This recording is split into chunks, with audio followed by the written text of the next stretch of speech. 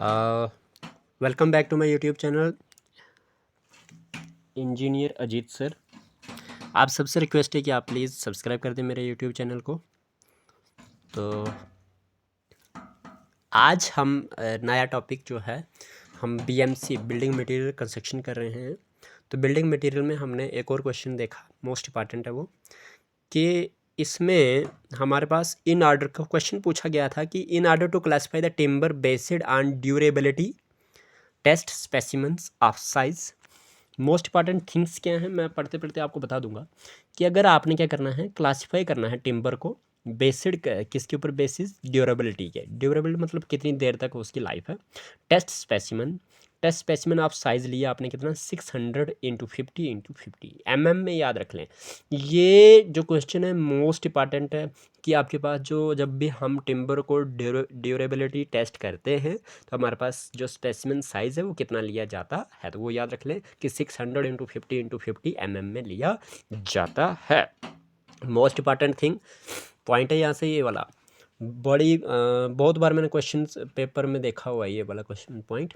Are buried in the ground to half their length. जितनी आपके पास अगर 600 लेंथ है तो 300 तक आपके पास उसको क्या किया जाता है, ज़मीन में गाड़ा जाता है। ठीक है जी, एक चीज़ प्रोसेस भी बताया जा रहा है कि कौन सा प्रोसेस होता है।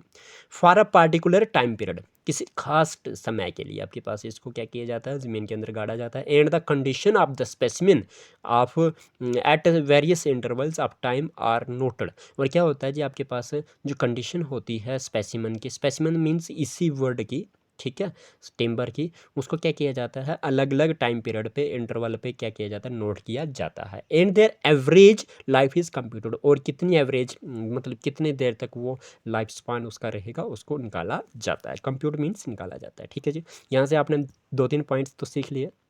वो ये कि आपके पास ड्यूरेबिलिटी टेस्ट निकालना है अगर आपने वो टिम्बर स्पेसिमन का, तो उसका साइज़ 600 × 50 × 50 होना चाहिए। वो आपके पास हाफ देयर लेंथ में बरियड होना चाहिए ग्राउंड में। और उसके बाद आपके पास आपने स्पेसिमन की कंडीशन को ऑफ द मतलब पर्टिकुलर टाइम पीरियड में क्या करना चाहिए, वेरियस इंटरवल पे नोट करना चाहिए। और उसके बाद एवरेज लाइफ इज़ कंप्यूट करी जाती है उसमें। ठीक है जी, एक चीज़। इसके बाद एक और क्वेश्चन इसमें मैं बोलता हूँ आपको कि इस टेस्ट को क्या नाम दिया जाता है कि जिससे आपके पास टिम्बर की ड्यूरेबिलिटी टेस्ट किया जाता है, तो उसको बोलते हैं ग्रेवयार्ड टेस्ट। क्या बोला जाता है उसको, ग्रेवयार्ड टेस्ट बोला जाता है। याद रख लें, GRAVEYARD ग्रेवयार्ड टेस्ट बोला जाता है, या जो भी स्पेल होंगे आपके पास वो आप देख लें। बट ग्रेवयार्ड टेस्ट होता है जिससे आप ये करते हैं कि कितना ड्यूरेबल है आपका timber. In order to classify the timber as high durable, अगर आपने देखना है कि आपके पास आपका टिम्बर कितना हाई ड्यूरेबल है, average life shall be at least. देखिए जी, आपके पास एवरेज लाइफ मतलब इसमें एक क्वेश्चन सीधा सीधा पूछा गया है कि आपके पास अगर हाई ड्यूरेबल है, मीडियम है या लो है तो क्या होगी वैल्यू। तो आपके पास एक टॉपिक जो क्वेश्चन पूछा था उसमें तो बहुत आंसर तो कुछ और ऑप्शन थे, बट मैंने आपके पास मेन कंसेप्ट जो जनरल जो कंसेप्ट है वो ये लाया कि ड्यूरेबिलिटी ग्रेवियर टेस्ट में लिखा हो यहाँ पे, ड्यूरेबिलिटी जो है अगर हाई है तो हाई ड्यूरेबिलिटी के लिए आपके पास लाइफ जो मंथ्स में होनी चाहिए, मंथ्स महीनों में, वो होनी चाहिए मोर देन 120 मंथ, मतलब 10 साल से ज़्यादा।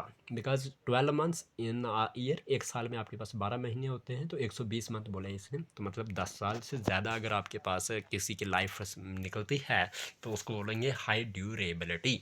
और मीडियम जो होगा वो होगा 5 साल से 10 साल के बीच में, यानी कि 60 मंथ टू 120 मंथ के बीच में अगर किसी भी टिम्बर की लाइफ निकलती है तो वो आपके पास मीडियम ड्यूरेबिलिटी है। और अगर लेस देन 60 मंथ्स है, 5 साल से कम है, तो मीन्स लो ड्यूरेबिलिटी है टिम्बर की। ठीक है जी, यहाँ से आपको एक चीज़ का पता चल गया। अब अगला क्वेश्चन आया था इसी के साथ, अगला क्वेश्चन ये आया था कि which type of rock exhibits greatest crushing strength when compared to other mention type of rocks. कहता है कि बताइए कौन सी किस्म की जो चट्टान है जिसमें आपके पास सबसे ज़्यादा, greatest means highest power of the comparative degree, ठीक है, तो क्या बोलते हैं क्रशिंग स्ट्रेंथ, बतानी है आपको ग्रेटेस्ट क्रशिंग स्ट्रेंथ जब उनको कंपेयर किया जाता है दूसरे मेंशन टाइप ऑफ रॉक्स में। पहला है सैंडस्टोन, शेल, लेटराइट और ट्रैप। ठीक है जी, आपको पता होगा कि आपके पास सैंडस्टोन जो है वो एक शेल टाइप कौन सी है, लेटराइट टाइप कौन सी है, ट्रैप टाइप कौन सी है। तो मैंने इसके लिए भी जर्नल आया हुआ आपके लिए कि स्टोन जो होंगे वो टाइप क्या होंगे और क्रशिंग स्ट्रेंथ क्या होगी। बसाल्ट जो है इग्नियस रॉक है, वो 150 टू 200 मेगा पास्कल इसकी क्रशिंग स्ट्रेंथ आती है। ग्रेफाइट इग्नियस रॉक है, 90 टू 210 आपके पास मेगा पास्कल इसकी क्रशिंग स्ट्रेंथ आती है। Trap is also a igneous rock, ये 300 टू 380 मेगा पास्कल इसकी क्रशिंग स्ट्रेंथ आती है। तो मुझे जहाँ तक लग रहा है कि सबसे ज़्यादा ट्रैप की ही क्रशिंग स्ट्रेंथ होती है। तो ग्रेटेस्ट क्रशिंग स्ट्रेंथ जो होगी वो किसकी होती है, ट्रैप की होती है। तो ऊपर भी आपके पास आंसर जो होगा क्वेश्चन का वो है ट्रैप। ठीक है, जिसको मैंने टिक लगाई हुई है, इग्नियस रॉक है ये। उसके बाद बात करते हैं लाइमस्टोन, जो सेडिमेंट्री रॉक होता है। ये आपके पास 40 टू 90 मेगा पास्कल इसकी क्रशिंग स्ट्रेंथ है। मार्बल जो आप मेटामॉर्फिक रॉक कहते हो जिसको 80 टू 140 मेगा पास्कल इसकी क्रशिंग स्ट्रेंथ है। और शेल जो है 0.30 टू 0.80 मेगा पास्कल इसकी क्रशिंग स्ट्रेंथ है। और लेटराइट सबसे कम 2 से 4, यानी कि 0.30 टू 0.80 शेल की सबसे कम है और थोड़ी सी ज़्यादा लेटराइट की 2 से 4, 2 to 4 mega pascal crushing strength है। तो उम्मीद करता हूँ कि ये क्वेश्चन आपको समझ आ चुके होंगे और ये मोस्ट इंपॉर्टेंट टॉपिक थे जो मैंने बीएमसी के लेके आया था आपके सामने। अगली वीडियोस में नेक्स्ट इंपॉर्टेंट टॉपिक आपके सामने लेके आऊँगा। बने रहें engineer Ajit sir YouTube channel के साथ। सब्सक्राइब करें, लाइक करें, शेयर करें। Thank you.